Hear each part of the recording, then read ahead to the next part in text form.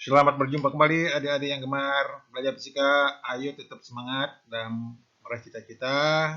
Mudah-mudahan Pak Mari jumpa dalam keadaan sehat. Assalamualaikum warahmatullahi wabarakatuh. Salam sejahtera untuk kita semua. Swastiastu. Namo Buddhaya, salam kebajikan. Pada kali ini Pak Made ingin bicara yaitu pokok bahasan listrik statis, yang juga ditulis judulnya itu medan listrik. Pada sub ini Pak Made ingin berbicara gaya Coulomb. Mari kita simak penjelasan berikutnya. Walaupun sebelumnya ada hal yang sinis yang adik-adik pelajari, yaitu pada gaya gravitasi. Mari kita simak penjelasannya lebih jelas, sangat nyimak. Mari adik-adik kita lanjutkan pembicaraan kita mengenai listrik statis. Saya mulai dari muatan listrik sebelum ke inti pokok perbahasan. Ini adalah perjalanan Franklin. Dua penggaris plastik dan batang kaca dimuati dengan cara masing-masing dipecahkan dengan kain atau wool. Ini ada dua buah penggaris yang didekatkan saling tolak-menolak. Mungkin mendapatkan bahwa pada penggaris itu keduanya bermuatan negatif, ia tolak-menolak. Kemudian dua batang kaca yang digosokkan pada kain, kedua batang kaca itu didekatkan saling tolak-menolak. Di kaca itu bermuatan positif. Nah, sedangkan penggaris plastik didekatkan pada batang kaca, dia saling tarik-menarik.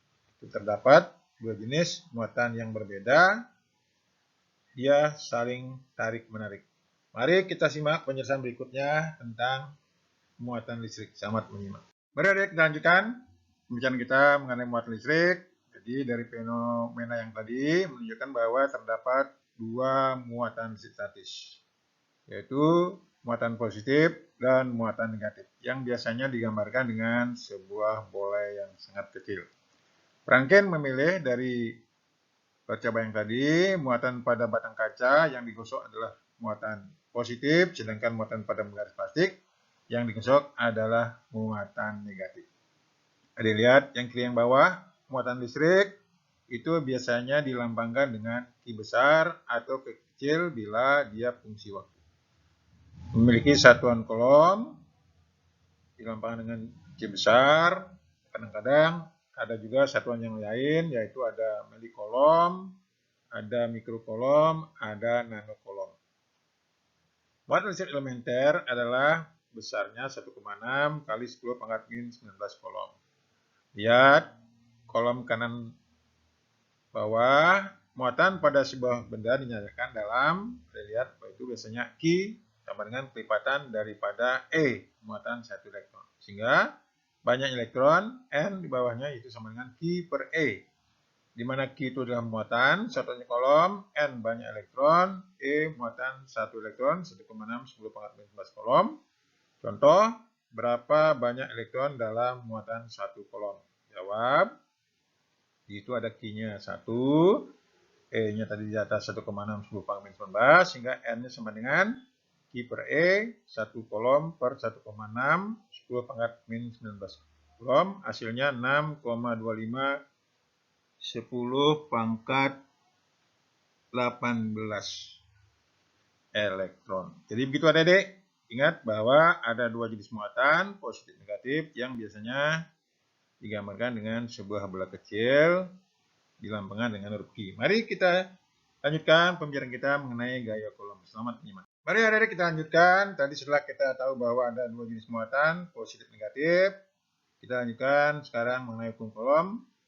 Coulomb mendapatkan bahwa, lihat gambar yang bawah, ada dua muatan positif, dia saling tolak menolak, ada muatan negatif juga tolak menolak, ada muatan positif negatif, dia saling tarik menarik.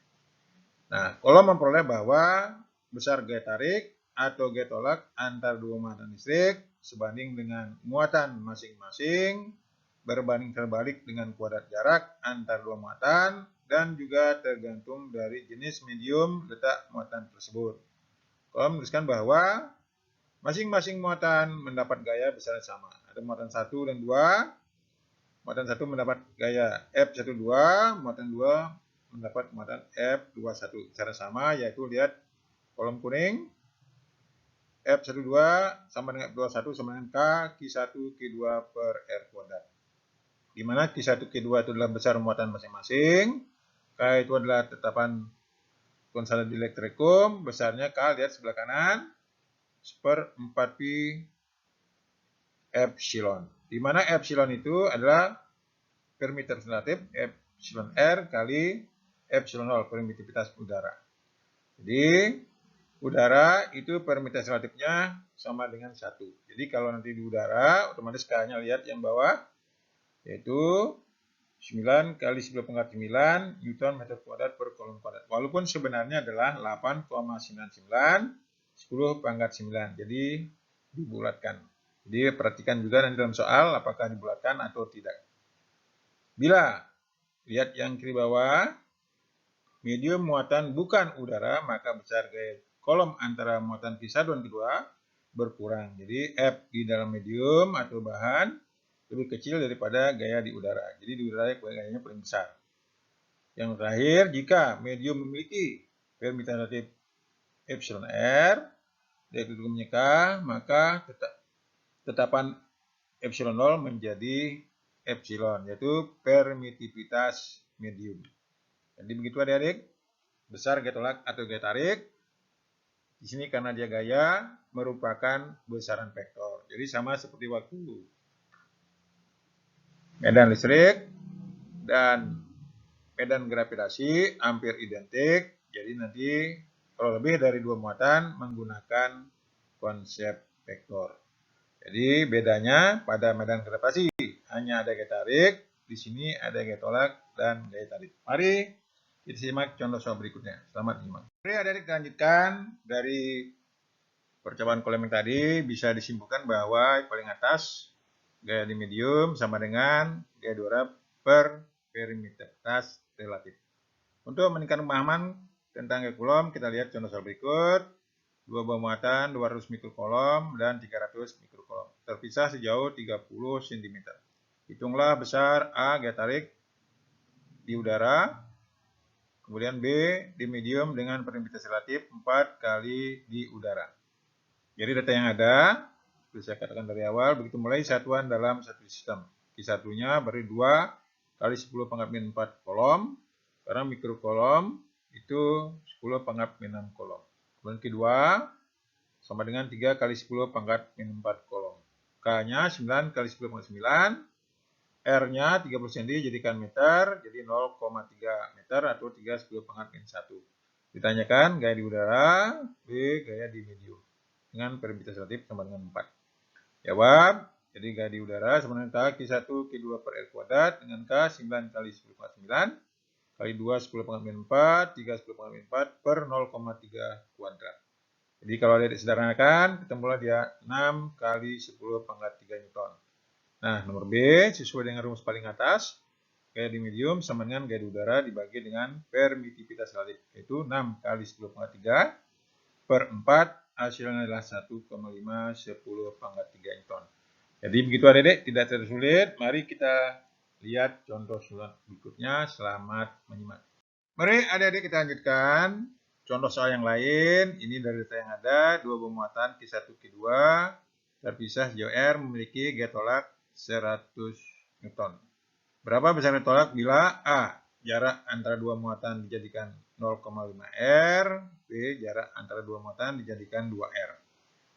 Ini dari data yang ada, F1 100 Newton, R1-nya saya misalkan sama dengan R. Ditanya F2 ketika R2-nya 0,5 R, B F2-nya ketika R2 sama dengan 2 R. Nah, seperti saya katakan di awal waktu belajar medan gravitasi, kalau ada rumus yang sama, variabel yang diubah lebih baik pakai perbandingan. Jadi kita pakai perbandingan nomor A, F1 berbanding F2 sama dengan K Q1 Q2 per R1 kuadrat berbanding K Q1 Q2 per R2 kuadrat.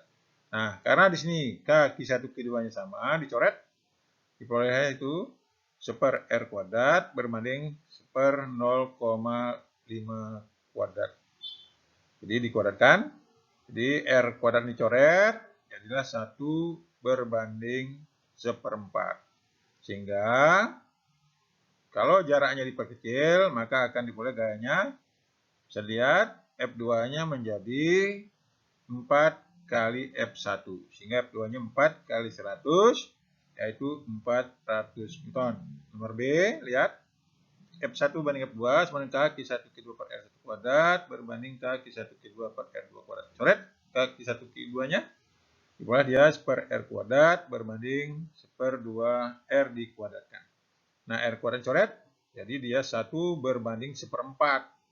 Sehingga kalau diperbesar jaraknya, maka gayanya akan bertambah kecil. F2-nya itu 1/4 kali F1, yaitu 1/4 kali 100, hasilnya 25 Newton. Jadi begitu Dedek. Kalau jaraknya diperkecil, maka gayanya akan menjadi lebih besar. Kalau jaraknya diperbesar, gayanya akan menjadi lebih kecil. Karena gaya berbanding terbalik dengan kuadrat jarak. Mari kita simak contoh soal berikutnya. Selamat menyimak. Mari Dedek kita lanjutkan tingkat pemahaman kita untuk kolom beberapa muatan. Seperti saya katakan di awal bahwa gaya besaran vektor, sehingga nanti bila muatan lebih dari 2, kita menggunakan konsep penjumlahan vektor, di mana resultannya ingat, yang lihat dalam kotak, R sama dengan akar F1 kuadrat ditambah F2 kuadrat ditambah 2 F1 F2 cos theta. Nah, dari rumus ini ingat, ketika belajar vektor, kalau dia searah, maka nanti resultnya tinggal dijumlah biasa. Kalau dia berlawanan arah 180 derajat, dari yang besar nanti kurangan yang kecil. Resultannya sesuai dengan yang paling besar. Mari kita lihat contoh soal berikut. Kita terapkan konsep yang tadi. Dari data yang ada, tentukan besar dan arah gaya total pada Q1. Ada yang bisa lihat, Q1-nya 3 mikrokolom, Q2-nya min 4 mikrokolom, terpisah sejauh 0,2 meter. Q3-nya min 7 mikrokolom, jaraknya 0,15 dari Q1. Nah, sebelum kita masukkan rumus, kita cari dulu arahnya sesuai dengan konsep vektor yang memiliki besar dan arah. Antara 1 dan 2 itu muatan positif negatif. Ingat konsep yang tadi, berarti dia gayanya tarik-menarik. Jadi F12 arahnya ke kiri pada Q1. Sedangkan untuk 1 dan 3 sama juga positif negatif. Berarti dia saling tarik-menarik. Maka F13 arahnya ke kanan. Nah, tinggal kita menghitung mana nanti yang gayanya paling besar. Nah, begitu masuk ke dalam rumus, ingat tanda negatif tidak masuk ke dalam perhitungan. Karena tanda negatif tadi itu hanya menunjukkan apakah gayanya tolak atau tarik. Kita lihat sekarang F12, K Q1 Q2 per R12 kuadrat. Jadi kalau ada masukkan, di sini diambil K-nya 8,99, 10/9, kali 3, 10/6, kali 4, 10/6, per 0,2 kuadrat. Jadi kalau disederhanakan, ketemulah dia 2,7 Newton. F13, K Q1 Q3 per R13 kuadrat. Jadi 8,99, 10/9, kali 3, 10/6, kali 7, 10/6, per 0,15 kuadrat. Kalau disederhanakan, ketemu dia 8,4 Newton. Jadi bisa lihat F13 lebih besar daripada F12. F13 ke kanan. Sehingga kayak pada muatan Q1 yaitu F12 ditambah F13.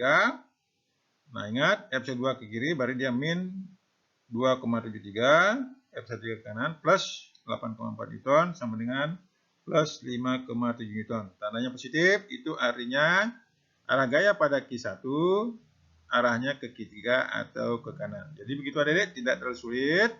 Ingat dalam pengerjaan soal-soal tanda negatif tidak tulis karena tanda positif negatif itu hanya menentukan arahnya sehingga memudahkan perhitungan. Jadi begitu adik-adik yang bisa saya berikan tentang gaya kolom.